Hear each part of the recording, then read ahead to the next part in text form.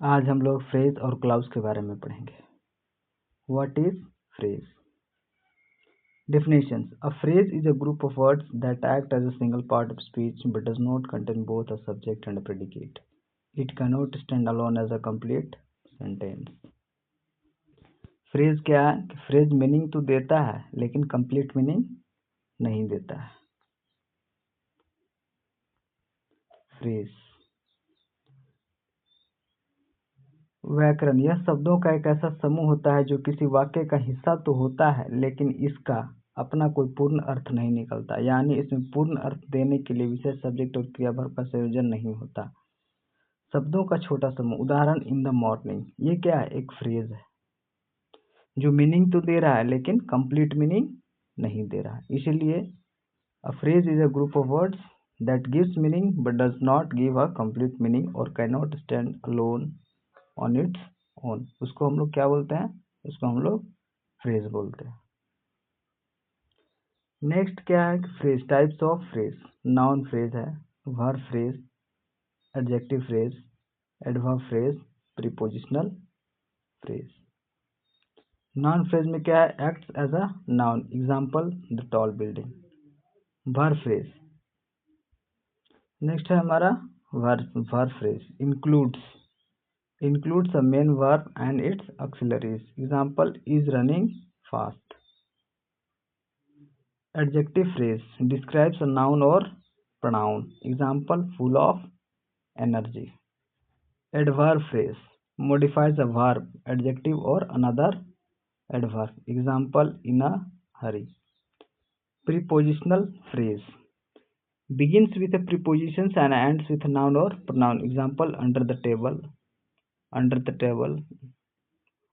the bench, sitting on the bench. Suppose he is sitting on the bench, तो on the bench क्या हो जाएगा? Prepositional phrase. Example of phrases: in the morning, after the meal, the red car running quickly with great care on the roof, a piece of cake, to win the prize at the stations, full of hope. ये सब क्या है? Example of phrase. Next है हमारा clause. Clause क्या है? A clause is a group of words that contains a subject and a predicate. It can be independent, able to stand alone, or dependent, cannot stand on its own alone. Example, types of clauses. ये क्या है? Independent clause और dependent clause. Clause क्या होता है? जिसमें subject और predicate होता है और जो खुद स्टैंड कर सके। लेकिन क्लाउज दो तरह का होता है, एक ऐसा सेंटेंस जो खुद ही कैनोट स्टैंड अलोन, एक उसको हम लोग बोलते हैं डिपेंडेंट, और जो खुद पर किसी पर डिपेंड ना करे उसको हम लोग बोलते हैं इंडिपेंडेंट, जो एबल टू स्टैंड अलोन। जैसे एग्जांपल इंडिपेंडेंट क्लाउज में होता है। Independent clause expresses a complete thought. जब कोई भी sentence expresses a complete thought, तो जब भी कोई सेंटेंस क्या है कि जब पूरा का पूरा अर्थ बताए तो क्या होगा? वो किसी पर डिपेंड नहीं होगा, और डिपेंड जब नहीं होगा तो कौन सा क्लाउज के अंतर्गत आएगा? वो आएगा हमारा इंडिपेंडेंट क्लाउज के अंतर्गत। फॉर एग्जाम्पल सी स्माइल्ड, तो सी स्माइल्ड ये क्या है? ये पूरा मीनिंग दे रहा है, ये किसी पर डिपेंड नहीं है, तो ये क्या है? इंडिपेंडेंट क्लाउज है। Dependent clause does not expresses a complete thought and depends on the main clause. Example, because she was happy, ये कौन सा clause हो जाएगा? Dependent clause. अब noun clause acts as a noun. Example, what he said was true. Adjective clause describes a noun or pronoun. Example, the book that I read was interesting. Adverb clause modifies a verb, adjective or adverb. Example, she left when the bell rang.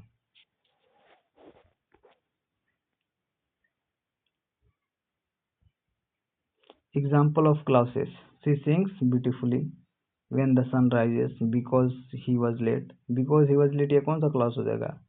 Dependent.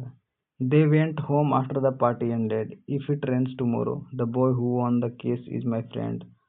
Although she was tired, he works hard because he loves his job. 9.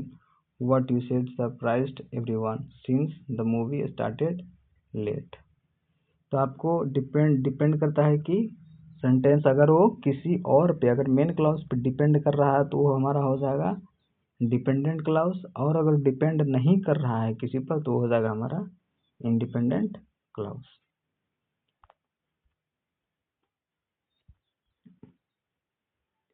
Dependent clause यहाँ व्याकरण में clause का अर्थ उपवाक्य या वाक्यखंड होता है। यह शब्दों का ऐसा समूह जिसमें एक सब्जेक्ट कर्ता और एक वर्ब क्रिया होती है। यह किसी बड़े वाक्य का एक हिस्सा होता है। व्याकरण में क्लॉज को मुख्य रूप दो भागों में बांटा गया है, इंडिपेंडेंट क्लॉज और एक होता है डिपेंडेंट क्लॉज। इंडिपेंडेंट और यहाँ सेकंड डिपेंडेंट क्लॉज। एग्जाम्पल क्या है, यह अपने आप में एक पूरा अर्थ देता है। इसे अकेले एक वाक्य के रूप में देखा जा सकता है। उदाहरण के लिए ही वेंट होम। तो ये क्या है, ये किसी पर डिपेंडेंट नहीं है, इसलिए ये कौन सा सेंटेंस क्लॉज हो गया, ये हो गया इंडिपेंडेंट क्लॉज। नेक्स्ट है हमारा इस डिपेंडेंट क्लॉज। आश्रित उपवाक्य सबऑर्डिनेट क्लॉज भी कहते हैं। यह अपने अर्थ को पूरा करने के लिए मेन क्लॉज पर निर्भर करता है। उदाहरण बिकॉज इट वाज रेनिंग, क्योंकि बारिश हो रही थी, यह अधूरा वाक्य है। He stayed indoor because it was raining, वह घर के अंदर ही रहा क्योंकि बारिश हो रही थी। तो बिकॉज इट वाज रेनिंग जो है ये अधूरा है और ये किस पर डिपेंडेंट हो रहा है, ही स्टेड इंडोर पर, इसलिए ये कौन सा क्लॉज हो गया, बिकॉज इट वाज रेनिंग, ये हो जाएगा डिपेंडेंट क्लॉज। ये पूरा sentence is an example of dependent clause. आज के लिए बस इतना ही, धन्यवाद।